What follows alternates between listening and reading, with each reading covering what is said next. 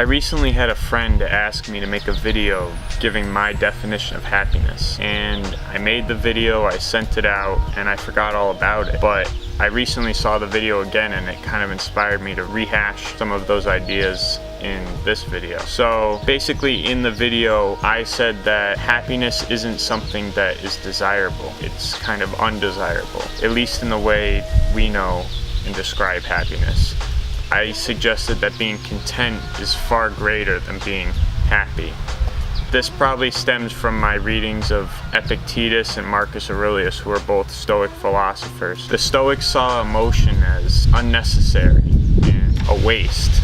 They thought that happiness could be found in not experiencing strong emotions, whether they were good or bad, because then you were out of control and not your true self or to your nature. I feel like we relate happiness to being in a euphoric state or feeling very good. This causes a problem in itself because anything less than feeling euphoric would be unhappy. So reaching this level of happiness is kind of hard to maintain and only disappoints. So I said that being in the middle was greater because you're in greater control of your emotions, and just as you wouldn't get euphoric, you wouldn't get depressed. Additionally, when I talk about happiness, I also like to mention Buddhist ideas and philosophers like Alan Watts, who describe being in the moment and living in the moment as avoiding suffering. The problem that many people I think face with being in the moment is that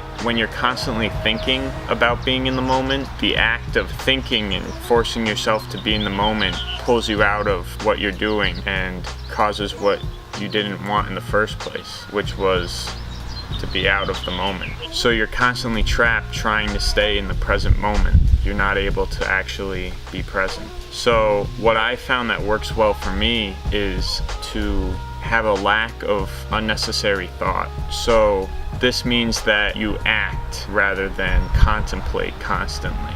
Thinking and planning is important and it's a tool, but it can often get away from you and cause you to lose track of where you are and what you're doing. I think for happiness, it really comes down to how you are actively living your life.